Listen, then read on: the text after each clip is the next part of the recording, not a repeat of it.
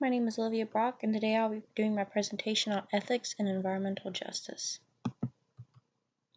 Environmental justice is the fair treatment and meaningful involvement of all people regardless of race, color, national origin, or with respect to the development, implementation, and enforcement of environmental justice regulations and policies.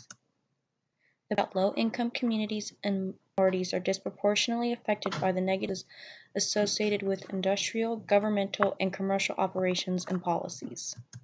How are these communities impacted?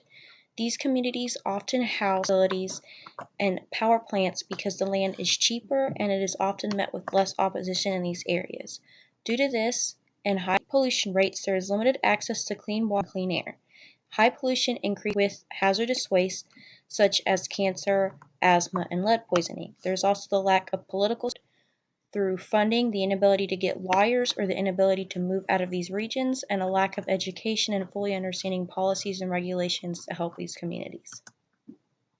Whether by conscious design or institutional neglect, communities of color in urban ghettos, in rural poverty pockets, or on economically impoverished Native American reservations face some of the worst environmental devastation in the nation, said by Dr. Robert Bullard, the father of environmental justice.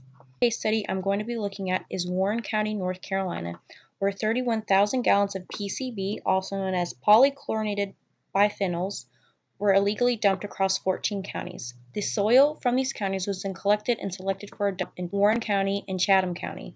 Warren was considered unsuitable due to a shallow water table and a 60% African American population, with 25% of the population living below poverty. It was also a private site with no mayor or city council. Chatham County is a publicly owned site with a mayor and a city council with 27% African American and 6% white. The site was ultimately placed in Warren County, and this opposition created the birth of the environmental justice movement. The second case study is Liverpool, Ohio, where Waste Technology Industry Incorporated have a hazardous waste incinerator as seen in the picture on the right. It's been operating after 16 years. It is located on an elevated bluff 300 feet from homes and 1,100 feet from an elementary school. It is in an economically depressed area with 13,000 citizens, 4% of which are minorities, and a majority live within very close vicinity. Most are at or below poverty levels, and children and elderly make up a majority of the population. Discussing some policies, the first is the NEPA, or the National Environmental Policy Act. Federal agencies are to assess the environmental effects of decisions on permit application, adopting federal land management strategies, and constructing highways and other publicly owned facilities. To this was the Executive Order 12989, or federal actions to address environmental justice in minority populations and low-income populations. It directs federal agencies to analyze the environmental effects, including human health, economic, and social effects, of their proposed actions on minority and low-income communities when required by NEPA. Is the Clean Air and Water Act. The Clean Air Act was designed to protect public health and welfare from different types of air pollution caused by a diverse array of pollution sources. There is a quality standard set for 6 criteria pollutants, which include lead and carbon monoxide, and which establishes the best structure for regulating discharges of pollutants into waters of the United States and regulating quality standards for surface. So these two together operate under the lack of clean air and clean water for these low-income and minority communities. NEPA and environmental justice. To use federal funding for a project, they must complete an environmental review. Impacts can include effects on low-income communities and people of color. Review is meant to discover any significant individual or cumulative environmental impacts a project would create. Public comments on proposed projects and review process comments must be addressed in order to get funding for said project, and it represents a hard-fought political victory that is decades in the making. The effectiveness of the Clean Air and Water Act are that after 45 years it has continued to cut pollution and allow for economic growth. It is putting public health and economic growth are hand in hand. From 1970 to 2017, fine particulate reduced by 40% along with a reduction in acid rain. New plants must include good pollution control mechanisms, including scrubbers.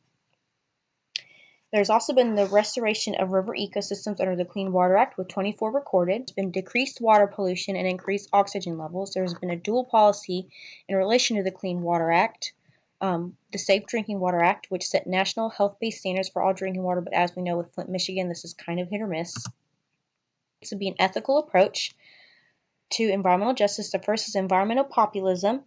Citizens should be able to take control of their own circumstances and participate in decision making, and there needs to be people-centered development for and by the people.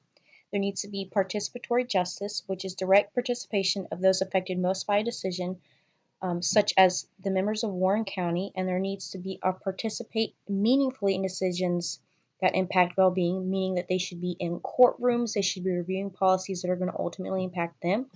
And then smart growth, which is open space, reuse polluted land, and sectoral strategies to still generate development in these areas because jobs and careers are still needed for these people. There are multiple stakeholders, and the community is one of those stakeholders. There needs to be leapfrogging as a tradition of transitioning away from non-renewable renewable resources such as green energy to generate development in these areas and create jobs. Care ethics, which requires the moral agent to balance care of the self with care for others, and Gilligan's ethics of care, selfishness to responsibility. So what one would do versus what one ought to do, such as these companies, while this land is cheaper and met with less opposition, it's not fair to these communities, and that needs to be considered. There's also goodness as self-sacrifice, so there needs to be a concern for others to not inflict harm, such as dangerous amounts of pollution. There's mature care, which is the responsibility of oneself and others, identify how what you're doing could impact others, as well as an injunction against hurting as part of the morality of nonviolence, so protecting these communities. To be applying ethical approaches through NEPA, there needs to be more vigorous health-based approaches, not just ecological-based approaches. There needs to be impact on all welfare aspects of the individual and the community, and that is including people and species. There needs to be full investigation. There needs to be government-appointed lawyers to people of these communities, especially those that lack city councils, and there needs to be participatory justice versus public justice comments. The public can comment, but that might not necessarily be taken into consideration. There needs to be more participatory justice where the public is fully engaged and involved. With the clean air, there needs to be more regulations for hotspot areas. So these are areas with increased pollution, such as right near a nuclear power plant or right near the incinerator. They're hazardous waste facilities that create more pollutants than are recorded, and there needs to be more emphasis on this and how it impacts air and water, and also careful proportions for allowances for the ability to emit in these more low-income minority communities. And then there needs to be an environmental justice impact report similar to an environmental assessment, with specific report focused only on impacts of low-income and minority communities and their overall health and welfare as a direct result of governmental, industrial, and commercial operations. There needs to be overall welfare. In doing so, a report back to break down Gilligan's ethics of care. So what is one doing? What we doing? Is there concern for others? How much harm is being inflicted? How much responsibility is being needs to be broken down in a report.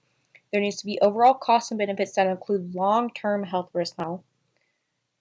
How much cancer could increase, infant mortality rates all need to be included. Luck egalitarianism. If a community is worse off by no means of their own, the EPA needs to enforce strict regulations and help these communities because if they do not have the ability to defend themselves, they need help. Also, fully understanding how much worse off are these communities than others, like say a very wealthy suburban neighborhood as compared to the outskirts of it, like how are these communities truly being impacted needs to be included in this report. There needs to be a very strong health-based approach to emission standards, such as what are the long-term health risks, are certain communities more impacted than others through their health assessments, and are actions going to inhibit future generations to prosper. All this needs to be included in a report separate of an assessment needs to be included when a project such as a new hazardous waste facility. And to conclude, is it John F. Kennedy? Simple justice requires that public funds to which all taxpayers of all races contribute not be spent in any fashion, entrenches, subsidizes, or results in racial color or national origin discrimination. And as followed are my works cited. Thank you.